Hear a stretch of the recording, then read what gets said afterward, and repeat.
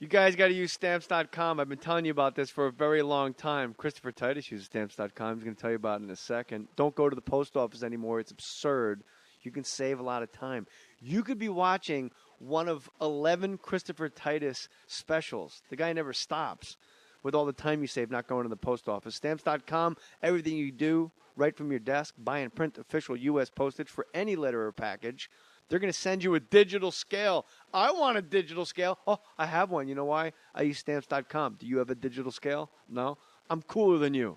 Digital scales are cool. Get one. You'll never have to go to the post office again. I use Stamps.com. I encourage you to use Stamps.com again. It's just cool and fun, and I like making my own postage. Makes me feel like I work for the feds, a government job, like Christopher Titus's mom.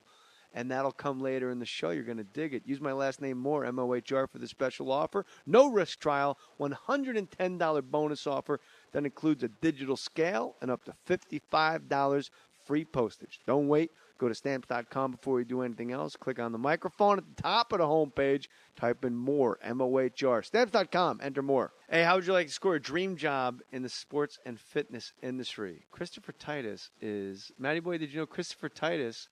His fiancée, who's marrying in August, is a bodybuilder, female bodybuilder, ripped to shreds. She probably had a trainer at some point in her life. We'll ask them. Trainers from the National Academy of Sports Medicine. You know what they're doing right now? Their dream jobs. Earn great money doing a job you'll love. Certified personal trainers are in high demand. The National Academy of Sports Medicine will help make your dreams come true. They guarantee, this is cool, that you will land the job within 90 days of earning your certification, or you get your money back.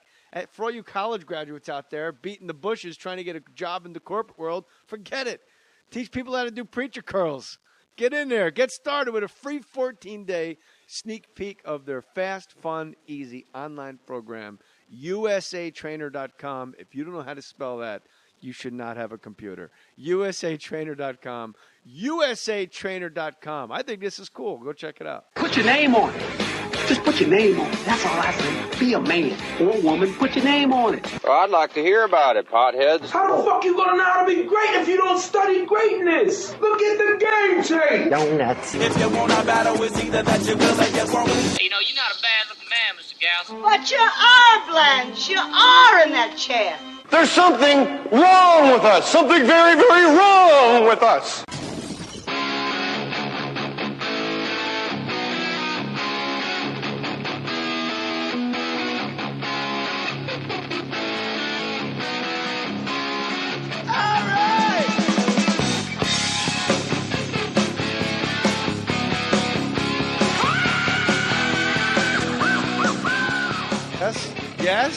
Yes, it's happening. Christopher Titus, welcome back, my friends, Warriors, and Uncle Dan, just over there in case he's a sniper, wants to do some sniper jokes. I am a sniper.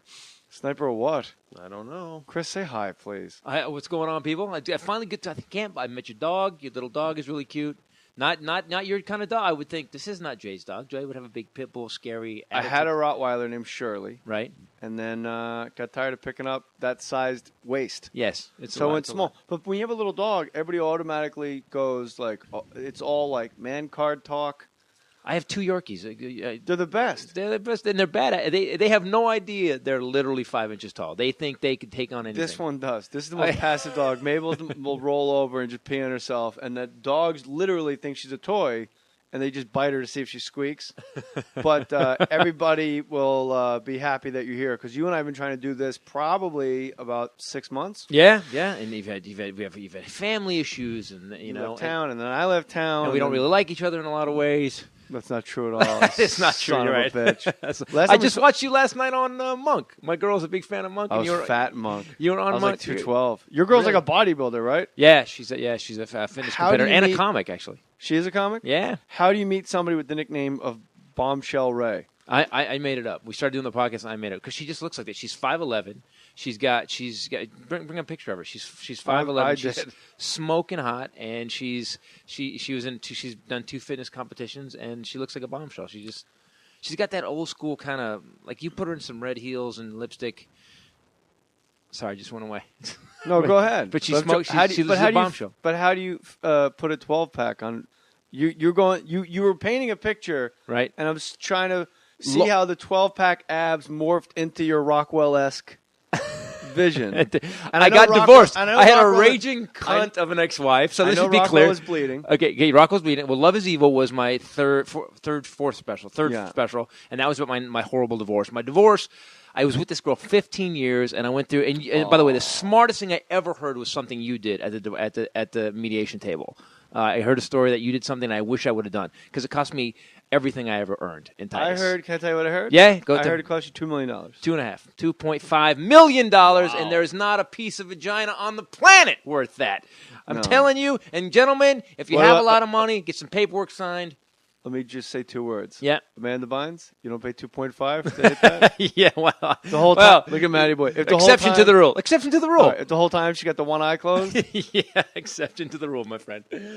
So, yeah, it cost me 2.5, and then, everything I've earned, I kind of had to start over. And then I met this girl, and she was great, and it's weird because I still have no trust. I heard what you did, though. I heard you just open the checkbook at the mediation table and just pushed it across and said, you can have all of it, but I never want to talk to you again. Not exactly. Is it close? Am I in the arena? It's how it wound up, and we have to talk because we co-parent. So we have to talk, and right. We're very civil. You guys sign, though, don't you? You don't actually talk. We sign. Very, yeah, exactly. Uncle Dan, people have missed semaphore, you learn I hold the flags up. I get on the roof. I light the chimney, let them know there's a new pope. I'll pick them up Thursday. Good move. Here's the thing. I said, the judge, the mediator, was super cool, and she said, what is it worth to you to just be done with this? Because this could stretch forever. Oh. And I said, $500,000. And she goes, that's funny. That's funny. Like the really? Judge looked me right in my eye and goes, that's funny is the word I would use. Funny. And so I go, what? And she goes, you got to understand something. This person has to live the rest of their life off of this and this. And then we came up with a number. It was 1.4. And then the judge said... I'm going to have blood in my urine after this conversation. Look, what we've talked about, I'm going to have blood in my urine. But here's what it is. But you're done. You bought her out. No, actually, I'll tell you, finish it up. I'll tell you. So the judge said to me, it's half the length of the marriage. And then the judge says, the mediator judge lady says, can you make this money in 3 years? That's what it boils down to. And I just pictured every comedy club in the world, single. I can just get on the road. I go, yeah. And she goes, now, she's nodding her head yes. I can't tell you this is what I would do.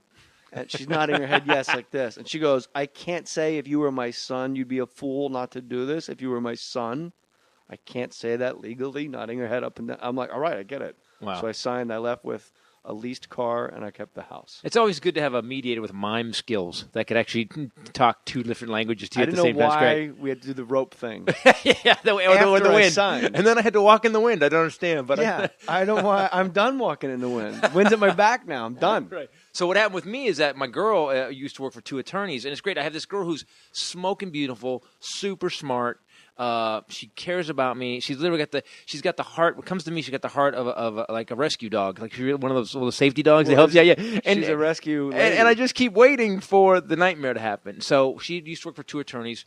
My attorneys suck so bad. I'm actually suing my attorneys right now. They suck so bad that at one point, and OJ, huh? You and OJ. It's horrible. These guys went in. I had evidence. I had a mob photo. My ex said I beat her, said I beat the kids because I found her cheating on me, right?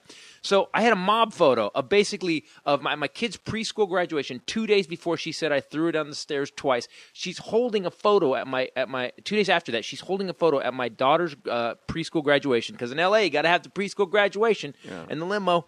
And La Quinceañera. This is my daughter, she's Maria. holding the picture with the pamphlet with the date on it. Like proof of life, and she's wearing a low-cut dress, heels on, looks fine.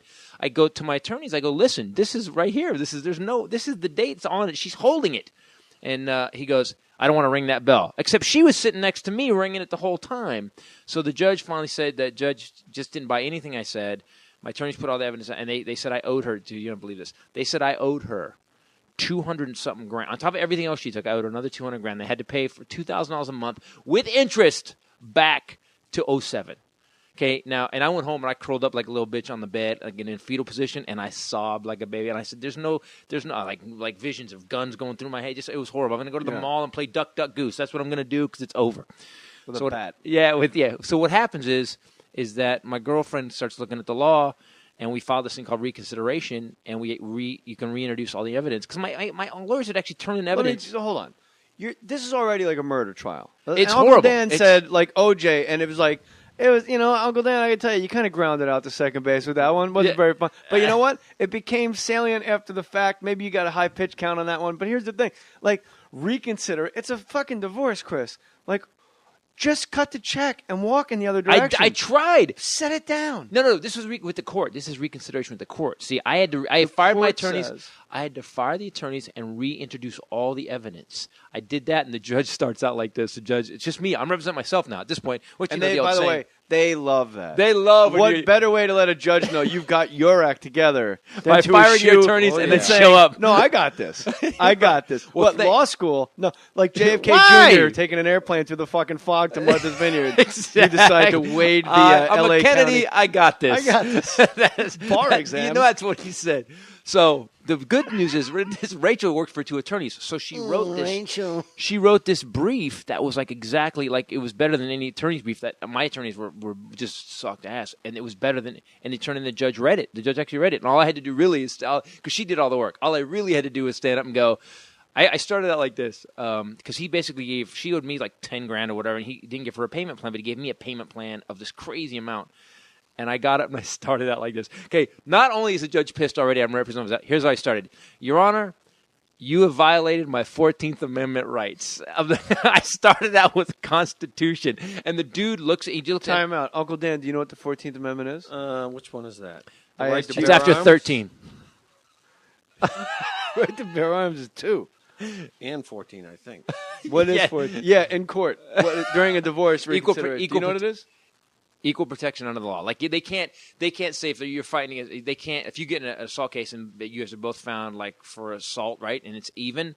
They can't put you in jail for 6 months and let him go free. That's like not equal protection under the law. So because she was a woman, he didn't give her a payment plan. So I said, you violate my 14th Amendment rights under the Constitution. And I'm waiting. I'm literally, dude, and I'm waiting for a gun to come out because I know all the judges supposedly have guns. I'm waiting for a bat. Get him out. The judge just looks at me and he goes, okay.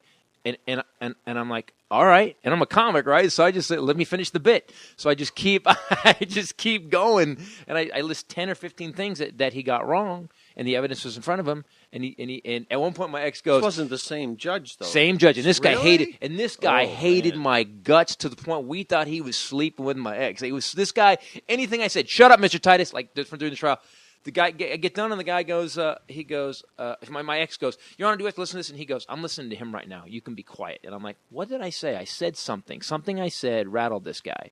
And I found out later that reconsideration means you're going to appeal. If you go to appeal and the judge made mistakes, the judge is basically being judged by a bunch of other judges. So it's not.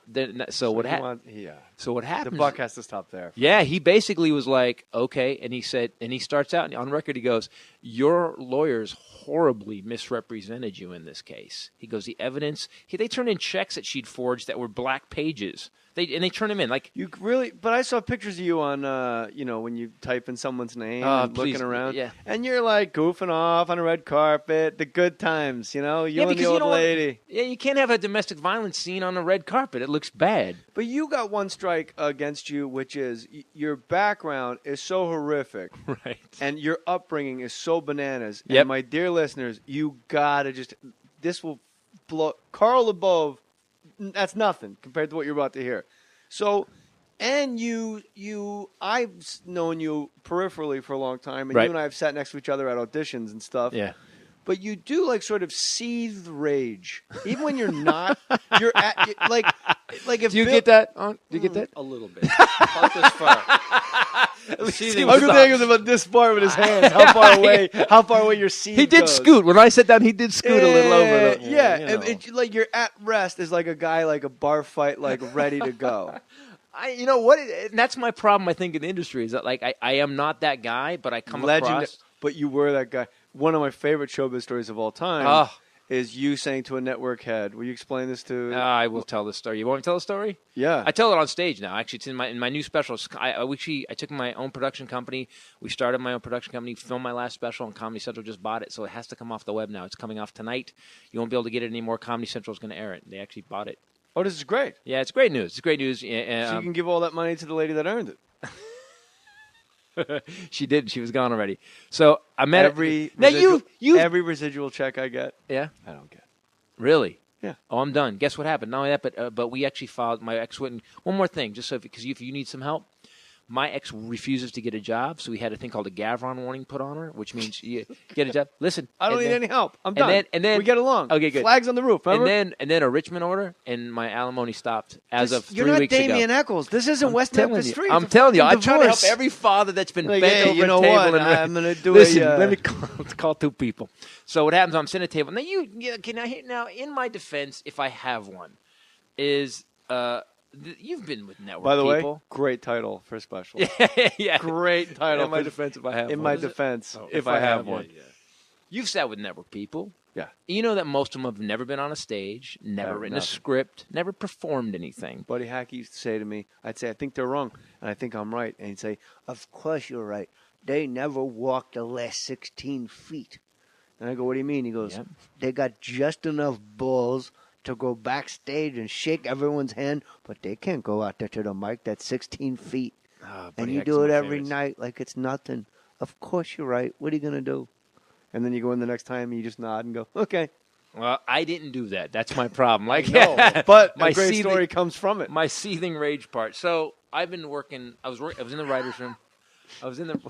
Just when Uncle Dan goes, a little bit, this much, with his hands. Actually, with his hands, like a baby. I love you this much. About 18 Uncle Dan inches. goes, about this far away from my body, I feel it. And I guess I do. I do. But I'm also really a nice guy. Like, I got your back. Like, if I got you. Like, I'm the other guy, too. You want me around when something goes wrong because I don't have any issues jumping in. I have no issues jumping in. I like that. So here's the thing. So I'm sitting at the table. I've been working for 3 years on the show, 3 seasons on the show. I was head writer on the show with Jack and Brian. And I was doing 20-hour days. And the mistake is the show was called Titus. I was on it. And I'm, again, in my defense, if I have one, I was a vampire, dude. I was getting 4 hours of sleep. And then, here's what, my wife at the time, the show is about her. The girl that was in the show, it was about her. And if I wrote I had to kiss that girl, my weekend was a nightmare. So I'd work all week on the show, go home. I read the script for next week. Oh, my God, did you kiss? You're kissing that bitch. You want to fuck her, don't you? And I'm like, I'm just trying to write a funny show. And we're actually boyfriend and girlfriend on the show. And I say, oh, my God, you just want to fuck her. That's all. That happened every weekend. So I'd come in on Monday beat, and then we'd work 20-hour days. So you should have written a scene. Chris and Penelope shake hands hello for their date. Yeah. And that would have been like the hook of the show. Like, this guy Titus. He pats her shoulder. He's such an odd job. He only shakes hands on dates. I love this show. And I live with her. So what happened is that I'm done. I'm actually done. And I'm sitting in a meeting for the 3rd season. And Fox had 4 presidents in the 3 years we were there. Yeah. Doug Herzog, brilliant guy. Love him. Great action. Guy. Family Guy. Without Doug, Family Guy. Doug, you know what's great about Doug? He's one of the great executives in this town. Because if it's working, he goes like this. Keep doing that. And then if it goes wrong, he goes, okay, let's fix this. And that's it. If it's working, he's doesn't a neighborhood guy. Best way I could explain Doug is he's just a neighborhood guy. Yeah. So he's a guy from your neighborhood that's running a network, and he'll go, I don't know. Yeah, or he'll go, hey, is it working? Yeah, what's the numbers? Good, fuck it, keep going. That's what he said. We went in and said, hey, we want to do the ad campaign for the debut of Titus. And he goes, all right. We gave him like 3 ideas. He goes, okay, go ahead and do that. We debuted with a 20 share. That's what we debuted with. Jeez Louise. Yeah, the good old days when sitcoms got big shares. Yeah, when there was people that spoke English. The point is this. What I'm saying is that I'm sitting in this table in a big meeting, okay, and you tell me what you would have done, Hunk. Sitting in a big meeting. I'm sitting down tired. New network president, woman this time, sits across from me. And Dharma and Greg had just, their ratings had gone up like 5 points because they had cheated on each other. They had actually, Kevin Sorbo governor, they had the love triangle. And what people don't understand, if you don't Dharma slept with Hercules? What? Dharma slept with Hercules? Yes, was dating him. I don't know how I missed that. I it know. would have went up 5.5 points if I saw that. Well, here's the thing. I told her. I knew it was going to happen with the show. You can't do that. Just don't even entertain me. Keep going. You can't fuck up a show like that. You have to keep the story right. You can't. Just tell me. I don't entertain. I vomit words. Just keep. No, going. but I want to tell you. I knew it was going to happen. Being a writer. I mean, I got a Writers Guild nomination for Titus. Being a writer, you can't say these two people, the uppie and the hippie, get along and love each other, and then have one of them fuck another guy. The show's over. Right. Okay. So what happens was the network president sits down across and goes, I want you to split up Titus and Aaron and have them cheat on each other. And the ratings had just come out on Dharma and Greg. And I went, And it's just a long pause. And I had 2 people next to me who ran shit with me.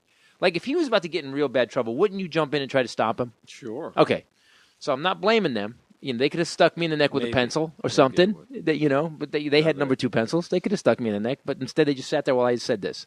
I look at the network. Do you think they assumed you would have went, all right. They work with me for 3 years. How can you? He's around me 3 minutes and he moves away. How can you work with me for 3 years and not know? and how do you? How It do you took me 3 minutes. How do you work for me 3 years and not know I'm going to say something in the wrong thing? So somebody should, like, a Barry Katz type should have been like, if I can interject real quick. Yeah. Before he says anything and ruins everything. I don't know if that's a great idea. Chris is a brand. Right? Right. Instead, and by the way, it's my fault because I said it. 100% my fault. I look at the network president and I go, do you even watch the show? Because let me explain to you how this works. And I proceeded for the next 3 minutes to explain how the show worked to the network president in the big room at Fox with all the executives. I said, the first thing, you can't split them up. The whole show's based on one premise. 2 screwed up people together make a perfect couple who can survive anything. If you split them up and have them cheating each other, the entire premise of the show is gone. Not only that, but the audience won't trust them, hate their guts, and they're not being funny anymore. So guess what? We're not doing it. That's exactly pretty much how it went. Didn't swear at her, nothing. That's all I said. And it was weird because I really did have this thought that, like, everybody was going to go, yeah, that's the way to tell the network president. Right on. Yeah, say it, Titus, preach. Good Times is filmed in front of a live motherfucking audience, y'all. Come on. But James. If I'd have added a dynamite at the end, it may have broke the tension. If I'd have just at the end went, dynamite, then they'd have laughed and they said, oh, he was fucking with us. Yeah. But you weren't. No, dead so silent. What was the response on the other side of the big oak table? The dead silence. And the network president sitting across, looking directly across from me and just says this is, fine, do what you want. That's all that was said. She said it. Yep. The next day, all promo for the show. So I used to get these promo sheets, because I was EPing on the show. I'd get these promo sheets to show how many commercials we got that week. The next week, 1. They just turned the faucet off on you. Oh, they just stopped it. Yeah, stopped it. And then how long after that was the show canceled? The ratings stayed the same. We kept the audience, and then they moved. Then they were like, "Well, fuck that." 3 months later, they moved us across from West Wing. Sundays at noon. That's always it was West Wing post 9/11. Right after 9/11, they moved us across from West Wing, which was the number 1 show on television. Ratings dipped down, and they went for about like a month and a half, and then they started coming back up again. So this time it was like Saturday morning, 3 a.m. It was bad. It was bad. I heard a story about you complaining about something in a net. Was it you? And the guy goes, "How about this?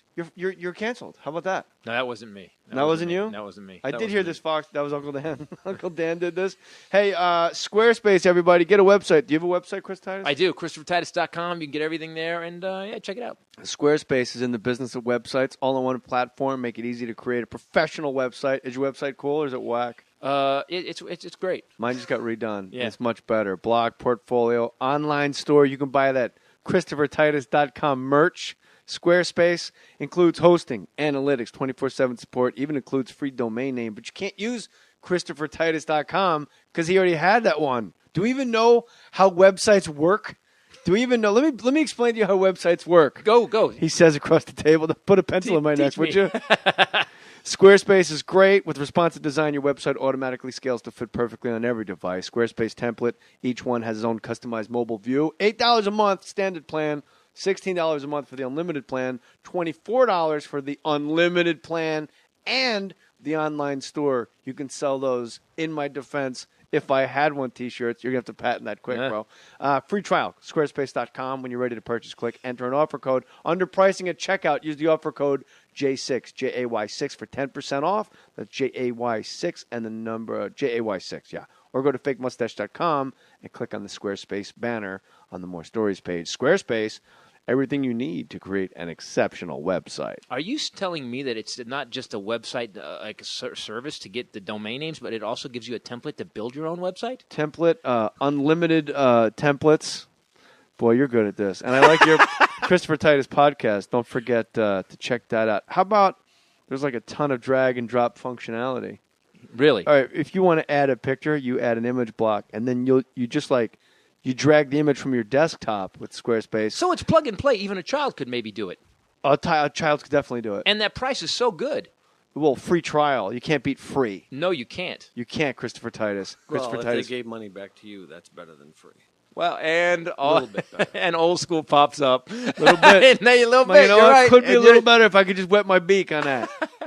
Christopher Titus, your childhood, I had a bucolic childhood in hindsight. We all complain about our childhoods when they're happening, and then you leave the town and you go, oh, shit, that place was great. I rode my bike all over the place.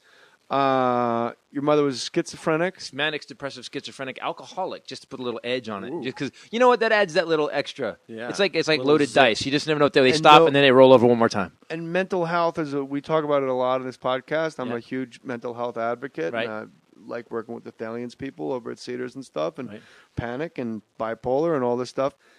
Your mom, like, this is a real deal, like, institutionalized mental health problems. In and out. Yeah, if you watch... Like, they took her to, like, the nut hut. Like, it wasn't like, oh, she's having one of her spells. It's No, here come the men in the white coats. Here's some new medication from Mom. Oh, no. No, they pulled her out. No. She shot and killed her last husband. I say last husband because you don't get another one after that.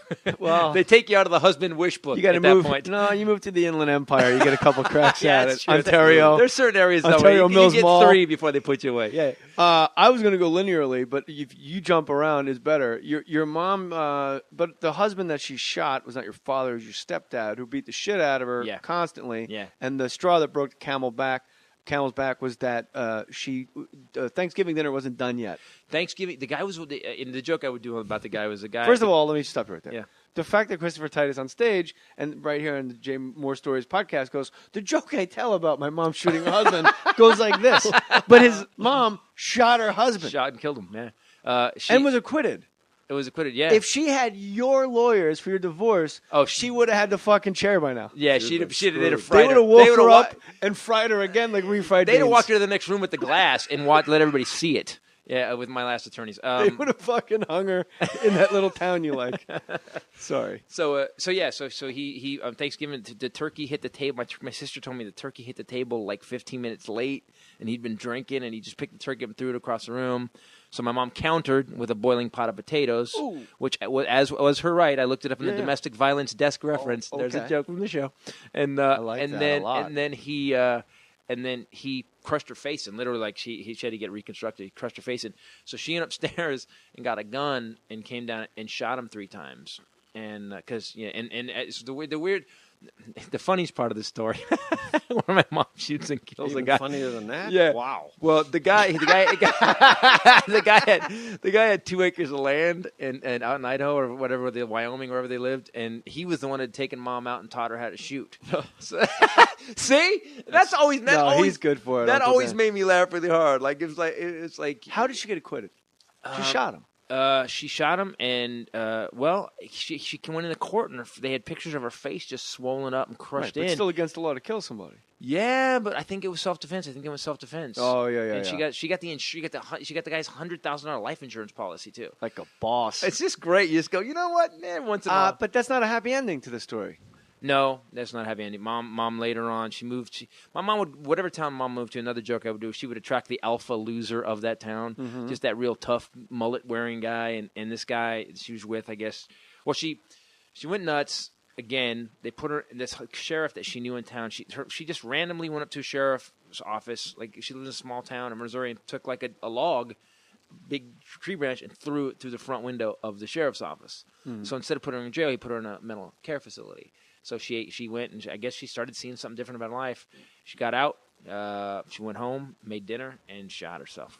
Yeah, I haven't written that bit yet. Well, we're waiting with breath that is bated. Like, hold on, wait.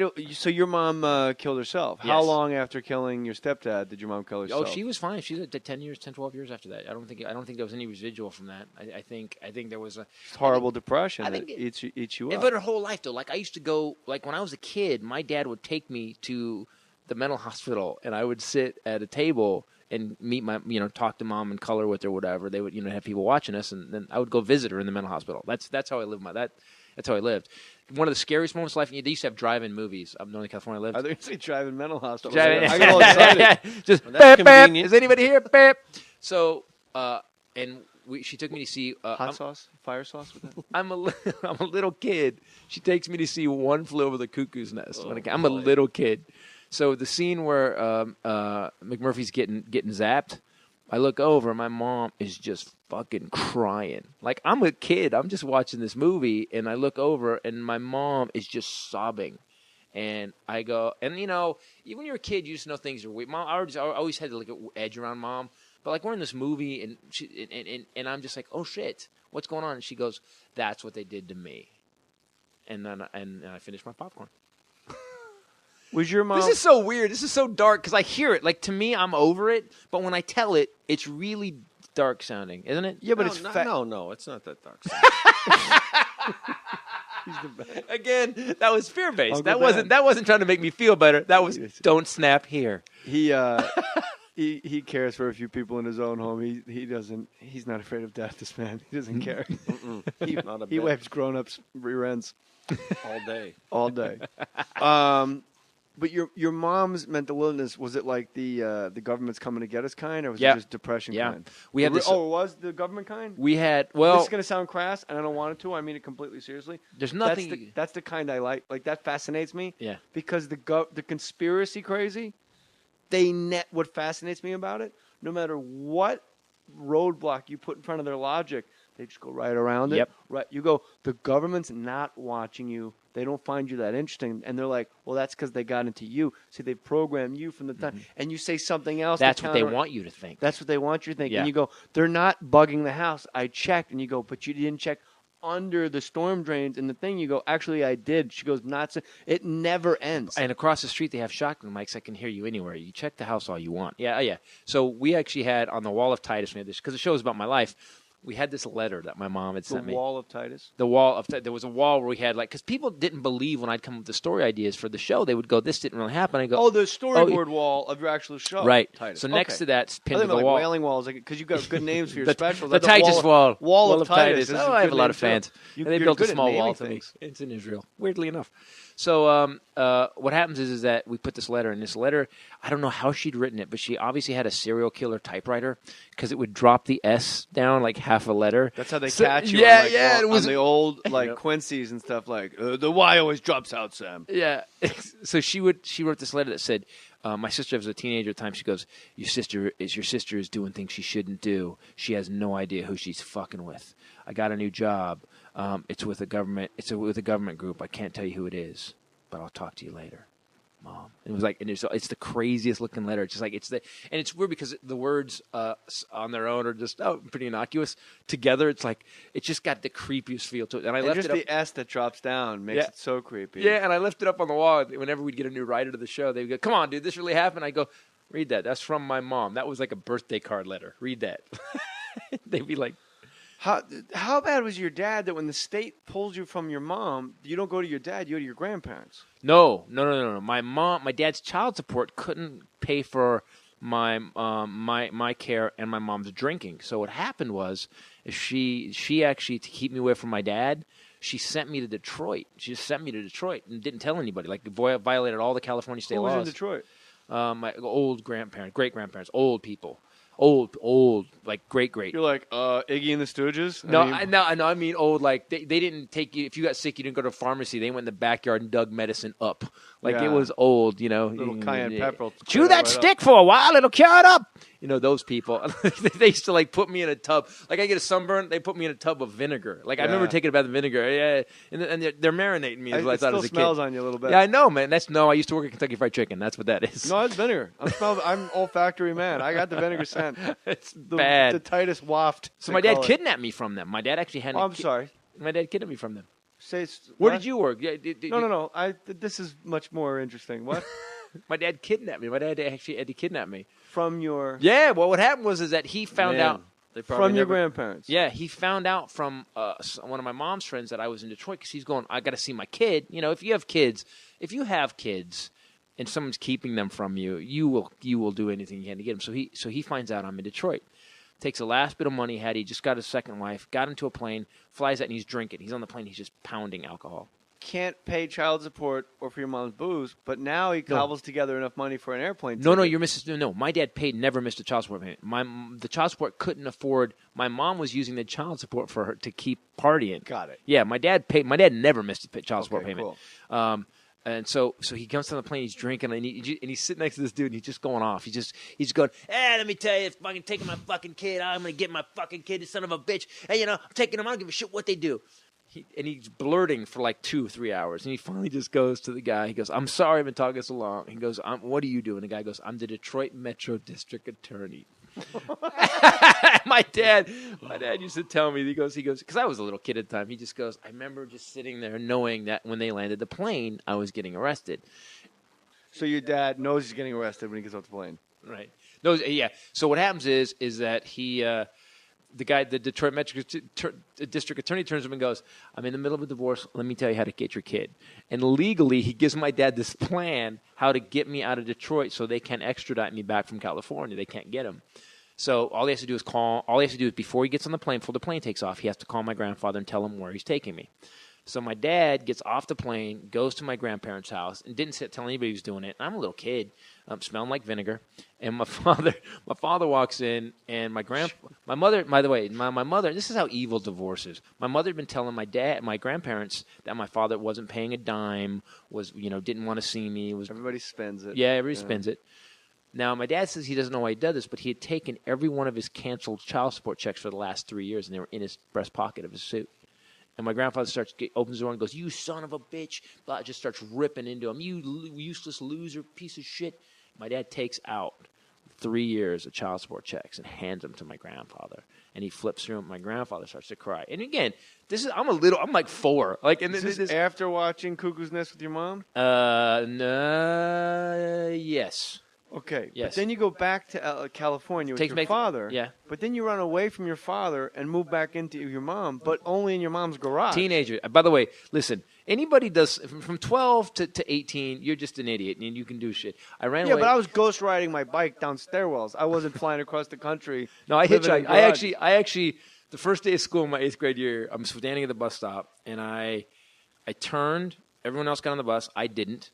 Made a left, walked down the street to the front of the mall, stood at the entranceway to the freeway, and hitchhiked to San Jose Airport and got on a plane.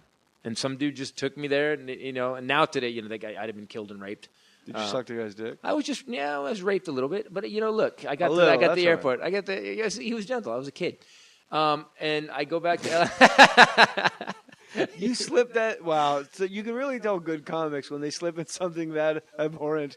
And it just washed over me like a breeze. I'm like, And then it got past me. I'm like, whoa, oh, Jesus, wait a minute. Wow. I moved with my mom from 12 to 14. And this is when the last straw.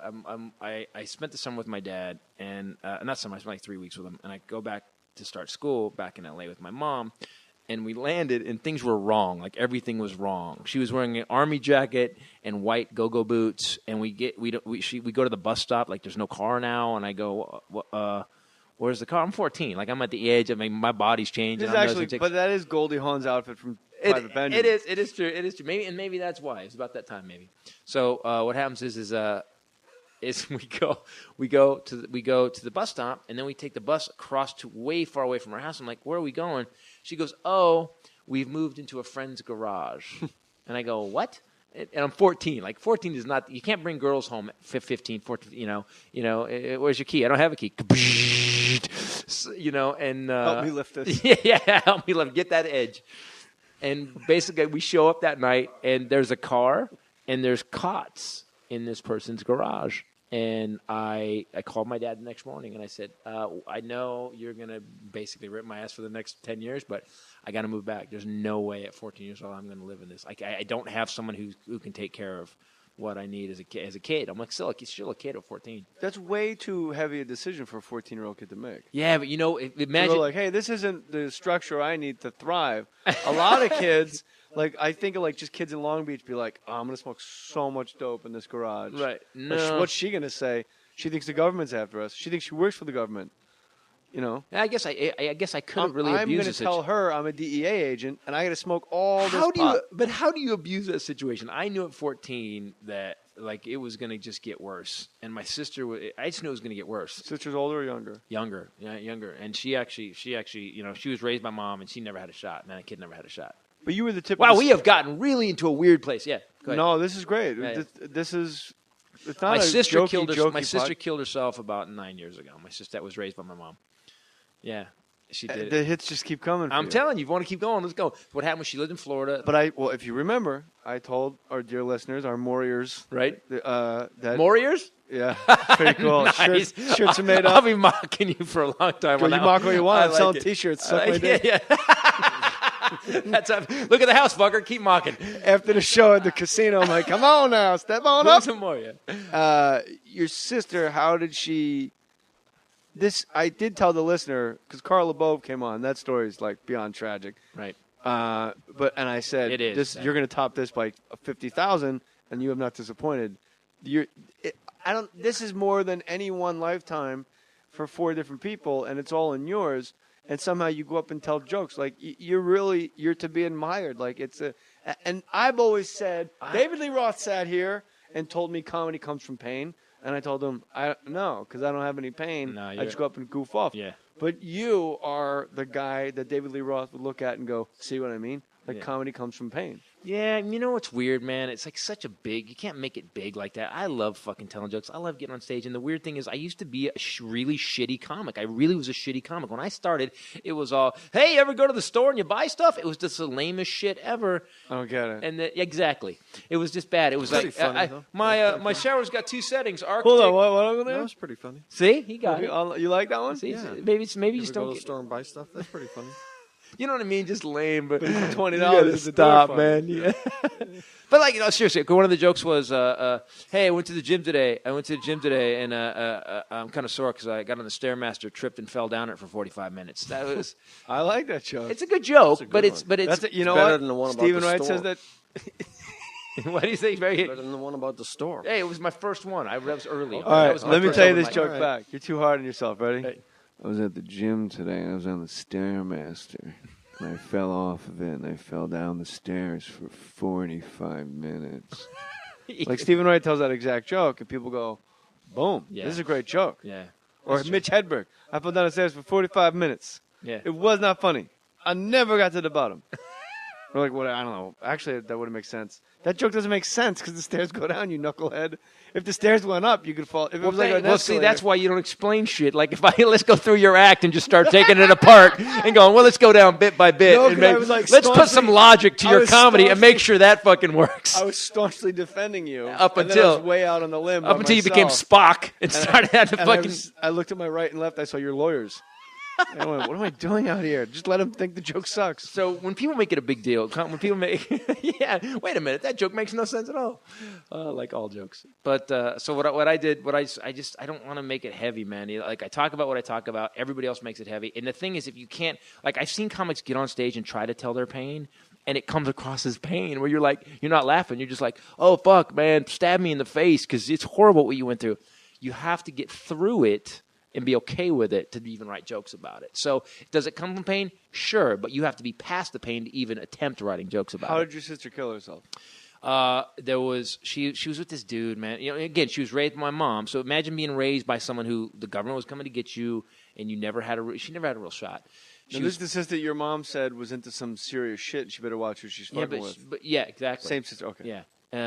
But she was a good kid. She wrote great poetry. She was in yoga class. She was great. Like I hung out with her. I'd go work in Florida, and she would come to the shows, and she was great. You know, She was square. She was a civilian. Yeah, civilian. We had a couple fights. She had some drama things going on, but nothing. I mean, with what I've been through in my life, it was not even anywhere near. If Mom was a 10, Kirsten was a 4. So all of a sudden, I get this call that she killed herself, and I'm like, what? And I'm like, this is out of the blue. Like it's not like when Mom killed herself. We even did a joke on the show. When Mom killed herself, it was like, all right, who won the pool? You know, it was just going to happen. you know. I mean, Your cousin, right?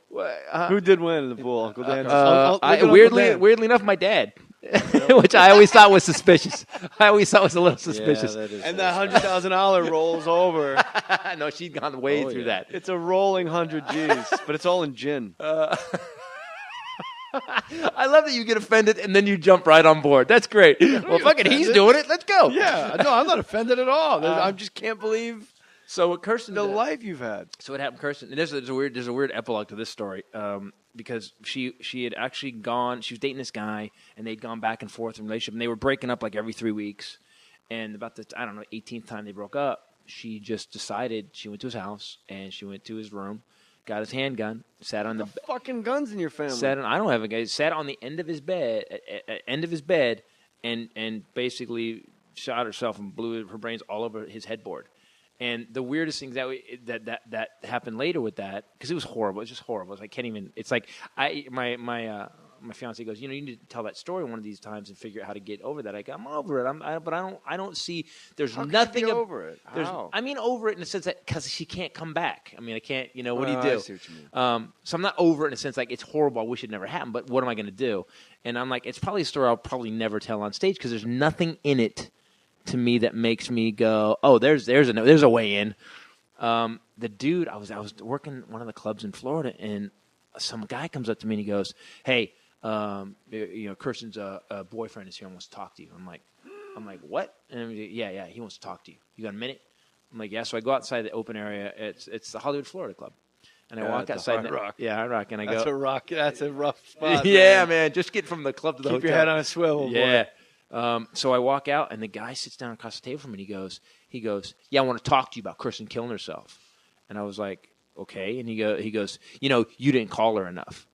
And I was like, and at that, now, sometimes the universe is good to you and presents you like something to take your anger out on, because I was really mad. Like a Fox president. Yeah, it was like like $30 million of syndication money gone. But we need a callback bell on the show. Nice, ding ding. It made me feel great.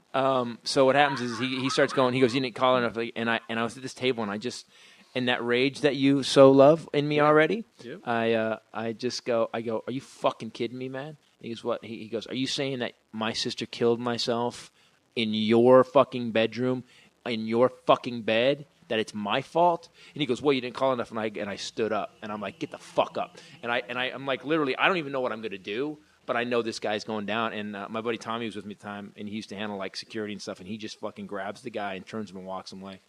I got my black belt in 06, but I was really like, I'm sorry? I got my black belt in 06. So there's so many facets I to your do, life. I do know. I got my black belt in 06. And then I was bucket list. I'm not a badass at all, man. Wait, by the way, train martial arts for a long time. You learn really quick that there's another guy out there that will rip your fucking head off. That's why I love UFC. I try to explain to anybody that's on the fence about it. The guy that loses is a black belt. Yeah, the guy that lost that is laying on the ground looking for his mouthpiece is a fucking 3rd-degree black belt. Will take out that anybody. Teaches sword training in the Philippines, and he just got taken out by a fucking college wrestler. Yeah. Here's what I think about your sister killing herself.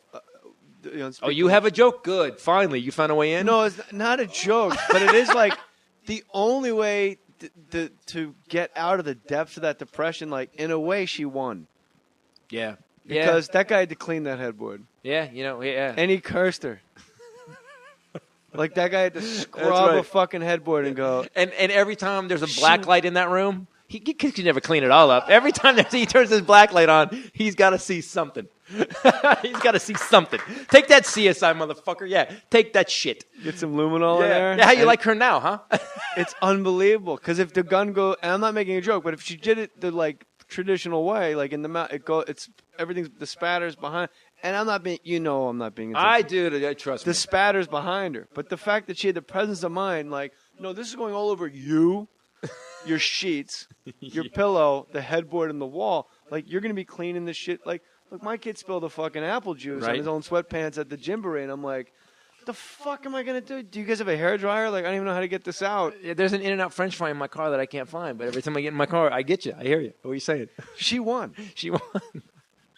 And she's on. You know, it's weird. I didn't think someone was going to find like a victorious end to that story, but it's you the first thing I thought of. Nice job. As soon as you positioned your hand the way you did, and I'm like, oh my God. No, she went boom. But she did it in a way where it went all over the bed. all over. Not the headboard, it went bed. towards him, not away from him. So he had to get her off of him. When he knew. No, he wasn't there. No, so he had to find her. Then that's not funny. Oh, it's different. Yeah, you're right. It does. Out of context, it doesn't make sense. I had this discussion with my buddy Billy. I was in New York, and like one of my best friends, Billy Hayes. I don't think everything happens for a reason. I think that's like Western self-medicating bullshit. But I know in my heart of hearts that everything happens. Right. And as Bukowski once wrote, what matters most is how you walk through the fire. You got to get through it. Now, you're a guy with these unspeakable tragedies. Do you think everything happens for a reason? No. I think it's a crazy. There's very there's an immense chaotic randomness to it all, and all you can do and sometimes it works out, but sometimes people go, well, see, if that hadn't happened, then you wouldn't become the person you are. Well, yeah, but had it not happened, who says I like who I'd I be am? a different person. Maybe I'd be president or something good, instead of this guy. And when you were a kid, you'd meet a guy that never got stung by a bee, never had a broken bone, and you're like, never had his appendix out, never had his tonsils out, and you're like, what the fuck is life? Is this guy like? No, you never broke your wrist on a skate. Like what? Yeah. Hey, let's build a ramp for the bikes. Nope. Yeah, or they just do it and nothing ever happens. Yeah. It's like that guy, like nothing ever happens to that guy. So it's that's always the guy that goes nuts in the mall, though. That's the guy that something. I never broke. Yeah. I ate the bones. No, because something happened. Because because I ate the bones. Like, no, dude. I've had no pain. Give me some. No, that's the guy. Something little happens and loses his shit. That's Titus was based on. That's the guy who gets his whole life, gets to his 30s, gets to 34, and some horrible fucking tragedy happens, and he has no ability to deal with it. And that switch, because there's no if you broke bones, you got screwed over pretty bad, you build up this weird kind of insulation to it, like I have insulation, like literally you can fuck with me. Hope so. You can fuck with me really bad, and I'll deal with the situation as it comes, and then I'll move on the next day. I'll get it. Like I'm always mad when people hold on to anger. I'm always like, what is your fucking deal? Are you still mad at me? I have a guy that because that incident on the show. The incident on the show is still fucking mad at me. It was a decade ago now. He's still mad. I'm like, I called him and I apologized again. I go, look, man, I shouldn't have said it at the table. You really don't hold on to shit? No, man, I don't. I do have my big problem is I have a switch. Loyalty is a big thing to me. If you fuck me over and I did everything I could to back you up, you're done. And it's not even, I'm not even mad. I'm just like, nah, we don't. You live my life. Yeah, there's a lot of fucking turncoats around here. Yeah, no. We'll talk all about it later on. But you're right. Like you get this weird show. Like I don't know who has a show. Like I said, Damien Eccles earlier. The guy was on death row for 18 years. That'll fucking build. I don't think he cares about a parking ticket when he's living in Salem, Massachusetts. But like you break bones, you get fucked over by society. The older kids make you jerk them off in the park when you're growing up. All hypothetical. Hold on a second. And then like you're on the beach and you're jogging, and like I broke my leg. I had a stress fracture. I actually broke my wrist jerking off a guy. But he was an 8th grader. Go ahead. And you were older. Yeah, I was older. So what I say is weird. But it is one of those things like you get stung by a bee. How Like, did I on get the beach into this conversation? You drove here. You get stung by a bee like on your ear at the beach, and instead, like a lot of people freak the fuck out. And guys that you get like, I would say your cushion is a 10 out of 10. Mine's probably like a 3. Where I just go like, I just broke my fucking wrist. Like, all right, urgent care, I guess. Yeah. Like, you just methodically go through it. But people that don't have anything happen to them, it's like, I hate the bones. Yeah. I'm just a little obsessed with I hate the bones, sorry. But, like, people get stung by a bee. You see them in the parks, like, a fucking bee. And you're like, my sister killed herself. Yeah, exactly. And you're running from a bee. That's why when people whine, like, my ex would whine about stuff sometimes, and I would just, like, shake my head, like, are we having this conversation? It's like I was talking to my fiance about this. When you play big in life, you do. You've been on these big movies. You get up on that stage. You got to go big. The problem is when you bet on yourself. There's two good things. When you go big, I'm going to start a studio. I'm starting a mini studio now called Combustion Films. I already sold my first project. Did it ourselves. I sold my first project. Fuck it. I'm going to start a mini studio. I'm doing it. I'm going to do my first movie on my own. Dude. Fuck it. Are you kidding me? I have 2 scripts I want you to read because I want you in them. Fake Mustache Studios. That's right. Titus Productions. But or combustible product. What is it? Combustion. Combustion? Yeah, it's that moment when fuel and spark creates fire. That moment. That's what it's. My defense, if I have one. Yeah, in my defense, if I have one. That is the name of the next special. Thank you for calling it. It's a good one. I will give you credit on the final credits. So, if you play big in this life, then the little shit just goes away.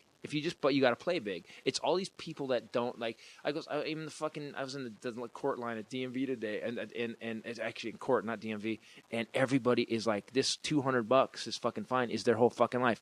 The dude in front of me, the fucking little puppet, he had a fucking tear. And he had fucking 2 fucking papers, and he goes, and the woman behind the counter is just the person that takes your money little puppet. He said, walk up, and he had 2 pieces of paper, and he walk up, and he said to her, he goes, listen, man, what happened was I was at the car, man, I parked my car, right, but my registration was 2 days old, but someone had taken a sticker, and this fucking poor girl behind the bulletproof glass is just, I just take the money and hand you paperwork. He laid the whole court case out to the woman at the fucking thing, and I was just shaking my head like that's your life, dude. Like, play big. I'm not saying that little puppet has a problem. I'm sure he got shivved. I'm just saying. Where's Big Puppet? I don't even want to At know, home? man. That's his brother. I hope he doesn't listen But on, to but the. on KCAL9, the Lakers are coming. Big. I hope he's not a Warrior. No, Vato, we got Morio Vatos, man. Do you? That's for real. Most of them are in Phoenix homes. I don't know why, but they call that radio show. They go, Vato, I'm glad to talk to you, man. Kokuya mañana. So you got to play big in life. I have a question, and this has been bugging me because I saw a special. I'm going to wrap this up. I saw a special. The special you did where you told a story about Buddy Hackett at the end. This is when I really started to think what a great comic you were, because you have comedy.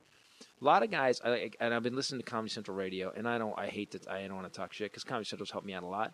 There's a lot of comics right now. They're horrible. It's the same fucking cock-sucking, blowjob, ass rape, blah, blah. But in defense of everything, is probably what you and I did for the first 6 years of our careers. No, I never did. I actually, because it was where I never did. All right. I never did. You mean actually did and it you or did it with talked about impressions. No, I meant you did actually what if did Jimmy it. Stewart to get the Uncle gigs? Dan had Yes, yeah. to get gigs, of course. I thought you meant on Wouldn't you stage. suck, No, like, God, I'm not. Wouldn't you have sucked the studio head's dick just to be in like the Matrix? You didn't know it was the Matrix then, though. You were just another whore just trying to get another But job. if you knew it was that check. No, I tell you what. The only thing that changed in my life when I got Titus, the only thing is that I stopped kissing anybody's ass. I just stopped. I walked into that audition and I just went, meh. Now, if someone said to me, "This movie's going to make $14 billion and you get $2 billion of it," All I know is I'm paying you $1 million to be in this movie. You can suck my dick or not. All right, let me read the $1.5 million. I'm not saying no. Can I give some notes? So Buddy Hackett. So Buddy Hackett. So that story you told at the end.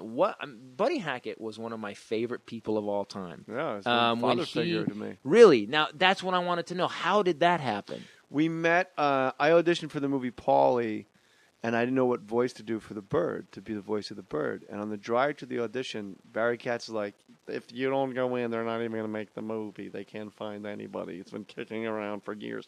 So I decided on a Buddy Hackett that's voice. a phenomenal Barry Katz. So I'm driving, and I go, I'll just make him East Coast. Hey, how you doing? Something easy. And then I go, that's like a mook, It's a cute little bird. I go, I'll raise the voice a little higher. And I realized I am doing Buddy Hackett for the voice of Paulie the bird. I can fly. Hooray! I go into the audition. Buddy Hackett walks out of the room. He was the guy that auditioned right before me. I'm like, oh, my God. So I just plow through like I didn't see him. Right. And I got the part. And then I also had an acting part, and he had an acting part. And the bird, me, him, and the bird are in a scene together. And if you close your eyes, you don't know who's talking. I'm like, come on, Audie, let's go to the track. And he's like, shut up, you goddamn flying. And the bird's like, I wish I could go to the track. You don't know who's who. And Buddy Hackett said to me, I'll never understand how you got a job doing me. And I go, I think they just wanted a younger you. And he goes, fair enough. And we just became like best friends. And he just picked my mind open about comedy and emptied it out like those Buddhist cones, those stories where it's like, do you meet the teacher and they just throw your tea out and start refilling it the What's right the biggest way? thing? What's it? And by the way, this is for me. What's one of the biggest things he told you about comedy that would really stick with you? You keep peeling the onion. Nothing's finished. Ever. Ever. Nothing's ever finished. Every time I film something, I always feel that. I watch it and I go, fuck. But that's done. That's now you just make a new onion. Yeah. Never walk to the mic. Walk in front of the mic. Point to a guy in the front row. Look up at the balcony and wave. I'm so glad you guys came. And then there's a guy on this side. He's going to want to high five you or something. You touch his hand. He paid for parking. He's in his pocket already for $45, $50. And you didn't even say nothing yet. And the drinks didn't come. Shake his hand, And then you go behind the mic. And that whole room goes behind the mic with you. Wow. And I've never walked to a mic since. I always cut in front of the mic. Interesting. Because it's a little scary to walk closer. Yeah. We like being behind the mic.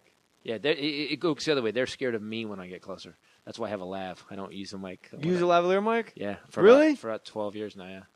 I can't, I do so many stories and so much movement that it's really weird. You do well. There's only like 6 white headliners, and I mean this in all sincerity. Like when you look at the improv website, it's like you, me, Kevin Nealon, Yeah. It's only like Brian Regan is doing theaters now. There's only like 6 guys that are out there like still digging in trenches, and we all just kind of follow each other from town to town like itinerant preachers. But we did like Nealon did I have a benefit called the Insight Youth Project for homeless teens in LA, and we did, and Carvey's headlined it, Bill Maher's headlined it, Leno's headlined it, and it's weird because when Nealon loves comedy, like his new shit is great. Like David Wayne told me something a long time ago. He said, "Never stop doing this, no matter how good you get." Let me tell you something, Christopher Titus. Yeah, and but he said, no matter how famous you get, he goes, Eddie lost it. He goes, Eddie lost it. That's what he said to me. He goes, Eddie lost it. He goes, it's over. He goes, no matter what Eddie does, if Eddie tries to come back, he's going to be 12 years, 15 years behind, and he's going to have to spend all that time getting it back. Hear that? Yeah, what's that? You don't talk about fucking Eddie Murphy in this. Sorry, I didn't realize. I was in See, Pluto there, Nash. my mom was right. Holy shit! I was in Pluto Nash. You don't talk about the great man. one. I was not going to bring that up. I really wasn't going to bring that up. In divorce, what people don't realize, and if you're listening to this and you're approaching a divorce, and Chris will back me up on this, 1,000,000,000-fold, you don't think you do. You have to pick a side. When one of your friends is getting divorced, you got a couple friends that are like, well, I still talk to her. I talk to him. I'm friends with both. No, you ain't. You got to pick a side. Yeah. And you will know who's who pretty quickly when you're going through the divorce. Yep. I got a buddy right now. Oh, fuck, man. It's crazy. His wife, actually, he kissed her goodbye. She went to the airport.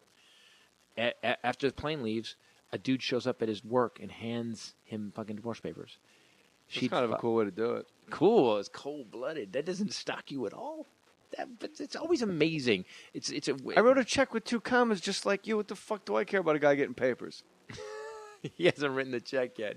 That's what I'm saying. And the thing is, here's the thing. You can't tell anybody. Like, you can't tell anybody. Like this, I'm going, all right, because I won. I beat my case. By the way, I turned that $200,000. She owes me $140 now. You paid $2 million. Let me have a win. Let me have a fucking win.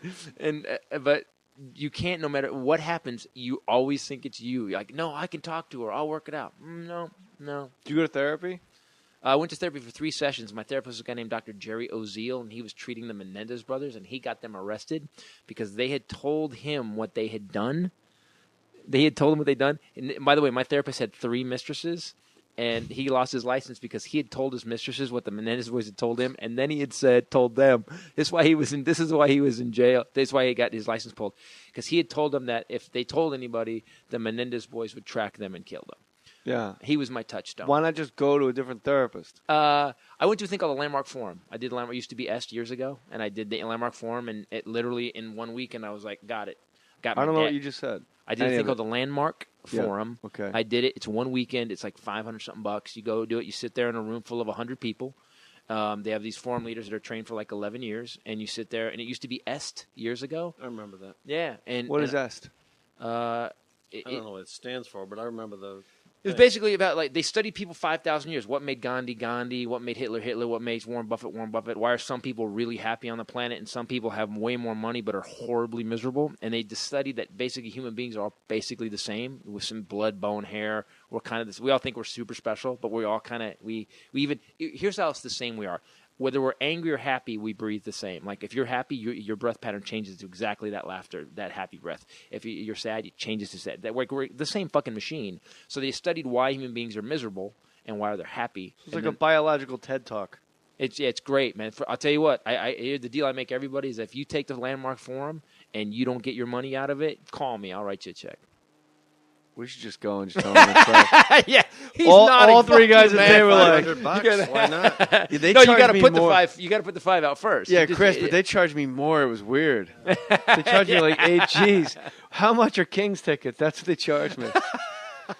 You like L.A. or Sacramento? Sacramento Kings, I think they're free. All right, Christopher Titus podcast, Combustion.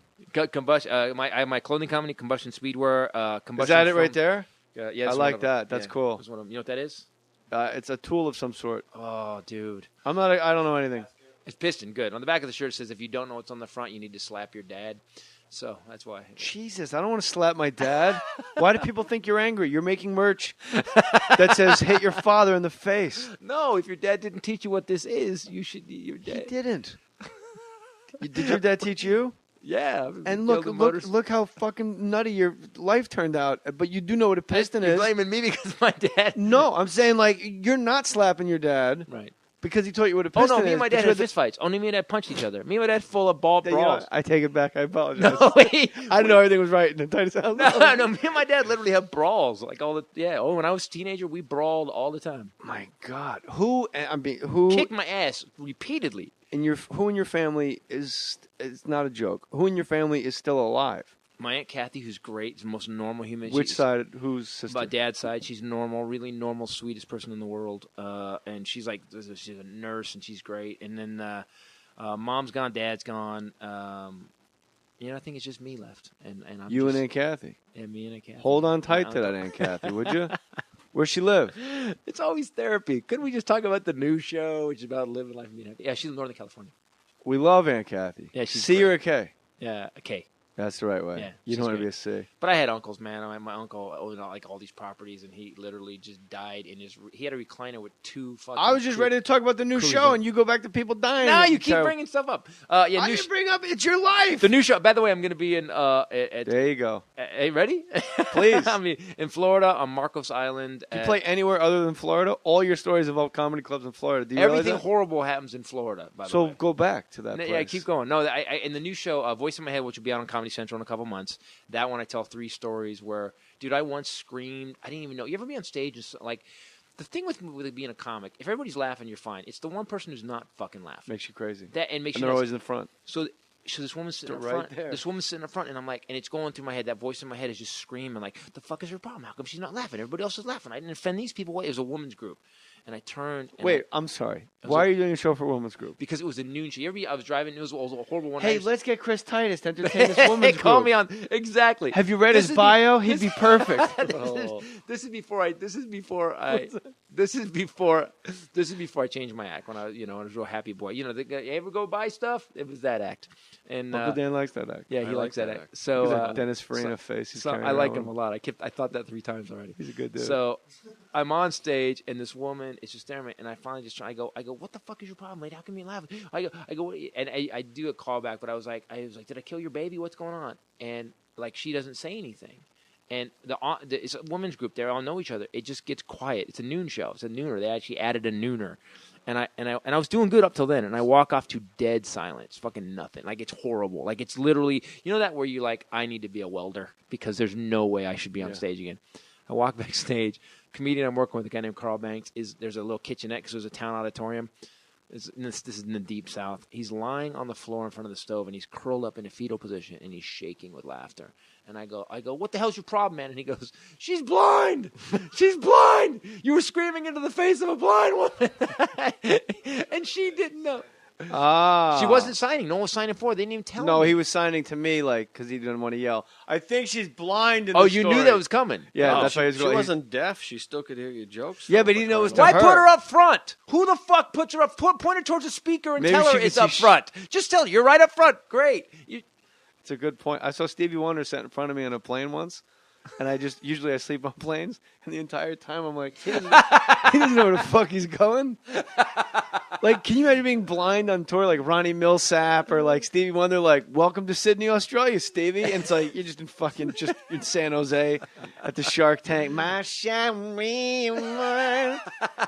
No meet and greet because you don't want to tip off the accent. You don't want anybody to pick up on the accent. Like, they talk weird here, Steve. We went to South Africa, and we had one of the Jacksons, Jermaine Jackson, in the seat in front of me, and I had the weirdest moment, man. It was middle of the night, flying to Europe, and I go in the bathroom, I come back, and my girl was in the aisle, and I had to step over Jermaine Jackson, and when I bent over his seat, I was literally he was sleeping. He was nice.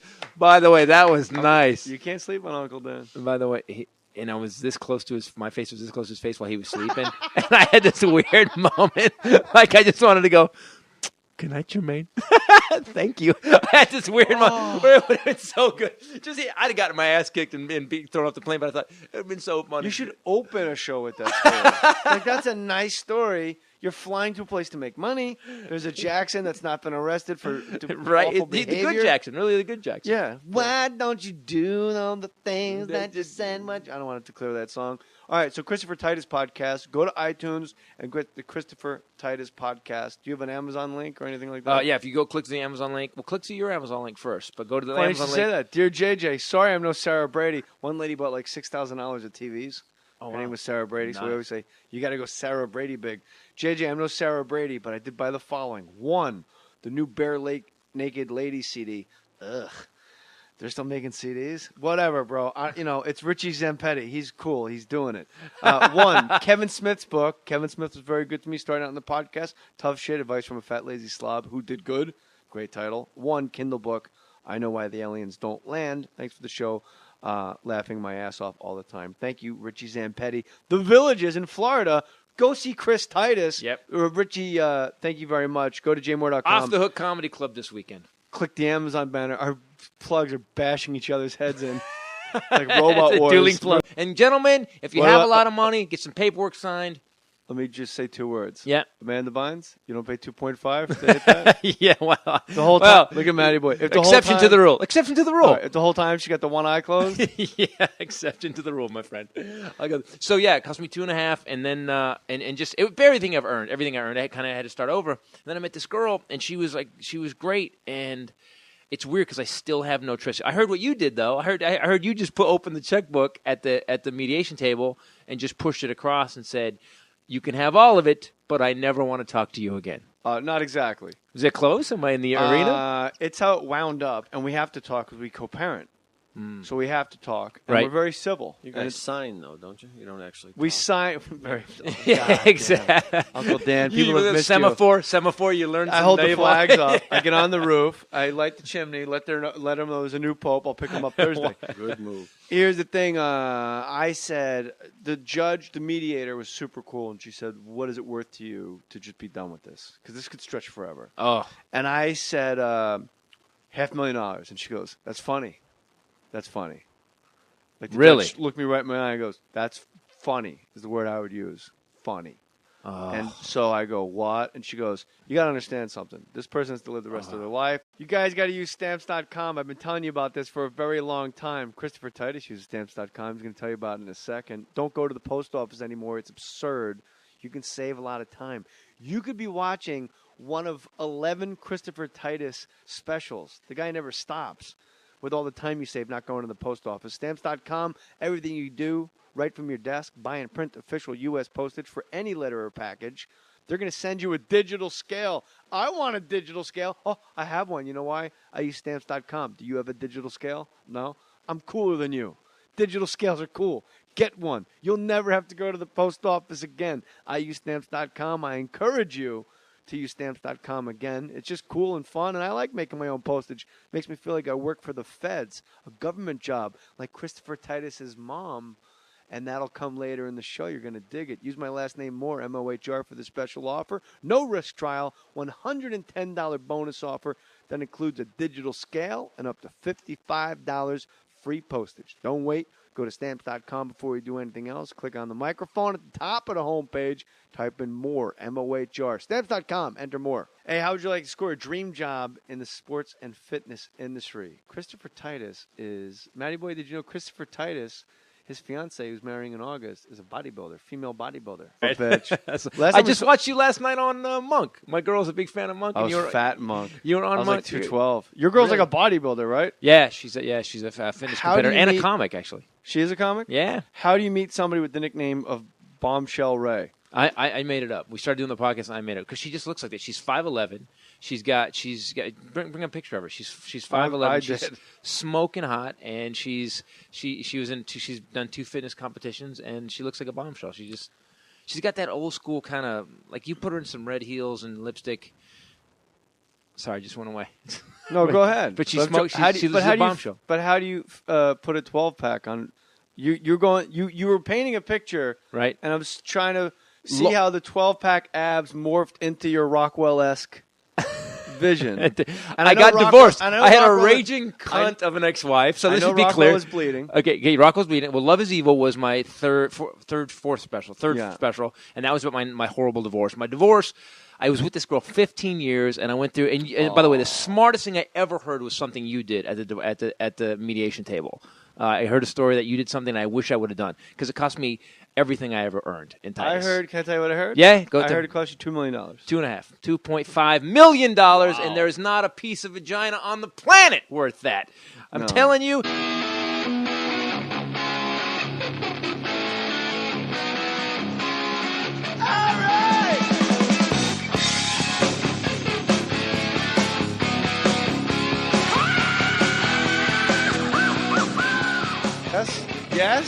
Yes, it's happening. Christopher Titus, welcome back, my friends, Warriors, and Uncle Dan just over there in case he's a sniper, wants to do some sniper jokes. I am a sniper. Sniper of what? I don't know. Chris, say hi, please. What's going on, people? I finally get to the camp. I met your dog. Your little dog is really cute. Not your kind of dog. I would think this is not Jay's dog. Jay would have a big pit bull, scary attitude. I had a Rottweiler named Shirley. Right. And then got tired of picking up that sized waist. Yes. It's small. But when you have a little dog, everybody automatically goes like, it's all like man card talk. I have two Yorkies. They're the best. They're the best, and they're bad. They have no idea they're literally 5 inches tall. They think they could take on anything. This one does. This is the most passive dog. Mabel will roll over and just pee on herself, and the dogs literally think she's a toy, and they just bite her to see if she squeaks. But everybody will be happy that you're here because you and I have been trying to do this probably about 6 months. Yeah, and you've had family issues, and you left town, and then I left town, and we don't really like each other in a lot of ways. That's not true at all. It's not true. You're right. Ripped to shreds. She probably had a trainer at some point in her life. We'll ask them. Trainers from the National Academy of Sports Medicine. You know what they're doing right now? They're dream jobs. Earn great money doing a job you'll love. Certified personal trainers are in high demand. The National Academy of Sports Medicine will help make your dreams come true. They guarantee, this is cool, that you will land a job within 90 days of earning your certification or you get your money back. For all you college graduates out there beating the bushes trying to get a job in the corporate world, forget it. Teach people how to do preacher curls. Get in there. Get started with a free 14-day sneak peek of their fast, fun, easy online program, usatrainer.com. If you don't know how to spell that, you should not have a computer. usatrainer.com. usatrainer.com. I think this is cool. Go check it out. Put your name on it. Just put your name on it. That's all I say. Be a man or woman. Put your name on it. Well, I'd like to hear about it, potheads. How the fuck you gonna know how to be great if you don't study greatness? Look at the game tape. Donuts. If you want a battle, it's either that you will or you won't. You know, you're not a bad-looking man, Mr. Gals. But you are, Blanche. You are in that chair. There's something wrong with us. Something very, very wrong with us.